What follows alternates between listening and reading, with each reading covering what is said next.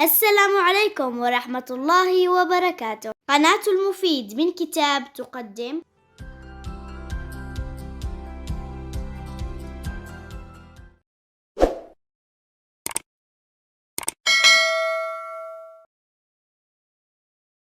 قصص نجاح. هل تريد أن تصبح مليونيرا؟ فارح جراي يرشدك للطريق. نظر الطفل الأمريكي الأسمر ذو ال6 سنوات إلى أمه المريضة وهي تعمل بجد كي تعيل أسرتها الفقيرة، وهو كان يخلد للنوم وهي مستيقظة، ويقوم من نومه ليجدها مستيقظة تعمل، فقرر مساعدتها بأي سبيل كان. فتفتق ذهنه عن فكرة بيع عبوات كريم البشرة مقابل $1.50، وكان زبائنه من الجيران وسكان المنازل المحيطة. في سن ال7 طبع لنفسه بطاقات كارت كتب عليها مدير القرن ال21.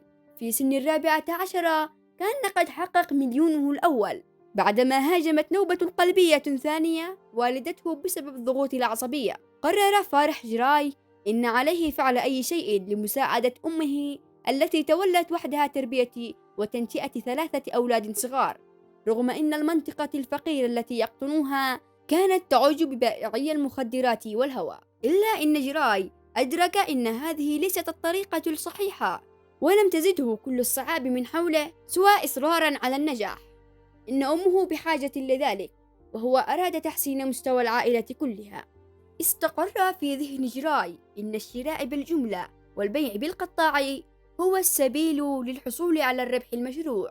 لقد فهم هذه الجزئية من طريقة عمل بيع المخدرات في حيه الفقير العنيف. تعرف جراي على معلمه ومرشده روي تاور، والذي علمه أنه ما دام نجح في تحقيق ربح قدره $50 اليوم، فإنه بإمكانه ربح المليون في يوم ما. لم تعرف طفولته أي دعاء أو نعومة، فعندما أراد شراء حقيبة أعمال له لم تتمكن أمه من توفيرها له، فما كان منه إلا إن حول صندوق طعامه المدرسي ليصبح حقيبة أعماله الخاصة، ليبدو كرجل أعمال محترف. لم يكن جراي ولدا صغيرا، بل كان رجلا صغيرا كما تروي عنه جدته. ذات يوم طلب منه إلقاء خطبة، فبدأ بالتدرب على أفراد عائلته الذين استمعوا له كما لو كان أستاذا جامعيا أو عالما ضليعا. في سن ال8 أسس جراي منتدى أعمال لأبناء الحي الشرقي الفقير في مدينة شيكاغو، عمد من خلاله للحصول على تبرعات عينية ونقدية.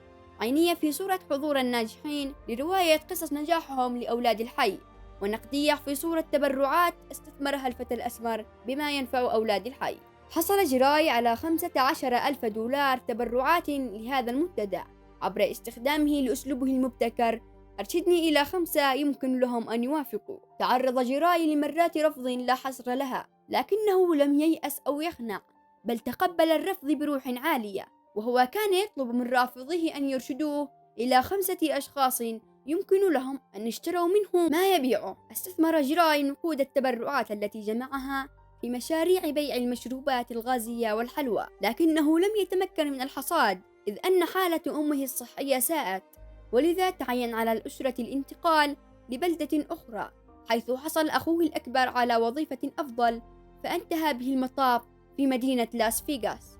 لكن القدر ابتسم للفتى الأسمر الذي كاد يتم ال10 من عمره، إذ أتيحت له الفرصة للتحدث في برنامج إذاعي بسبب خبرته وقدرته الطبيعية على الخطابة لأدائه التلقائي.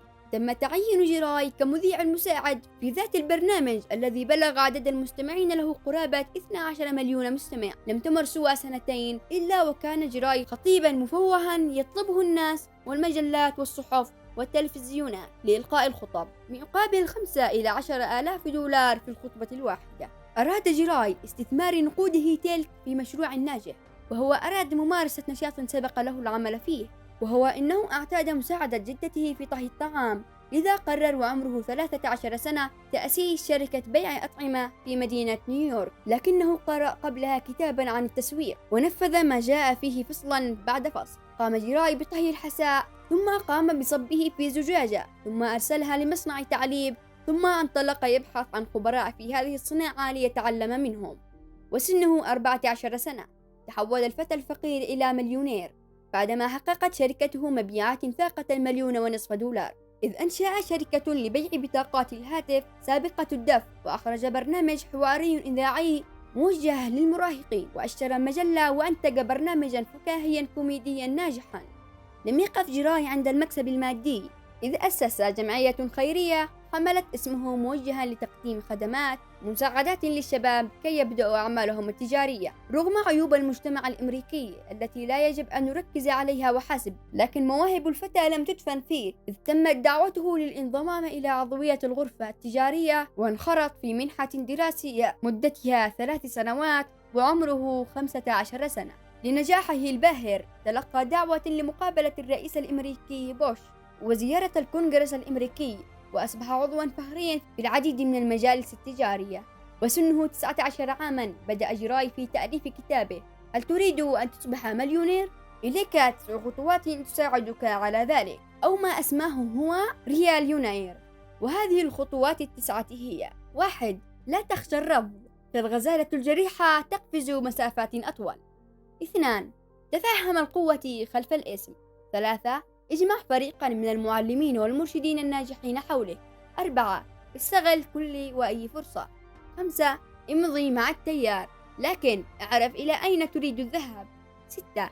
كن مستعدا نفسيا لتقبل الفشل والوقوف بعد الوقوع. 7. خصص وقتك لما تعرفه. 8. أحب عميلك وزبونك. 9. لا تقلل أبدا من قوة شبكة المعارف والعلاقات. أصبح هذا الكتاب من أفضل الكتب مبيعا في أمريكا خلال صيف العام الماضي، وخلال أسابيع قليلة من طرحه في الأسواق، وحصل على الثناء والمديح من مشاهير الشخصيات المحترمة في المجتمع الأمريكي. شكرا للمتابعة. لا تنسى مشاركتنا رأيك في التعليقات واقتراح كتب جديدة لإضافتها إلى القناة.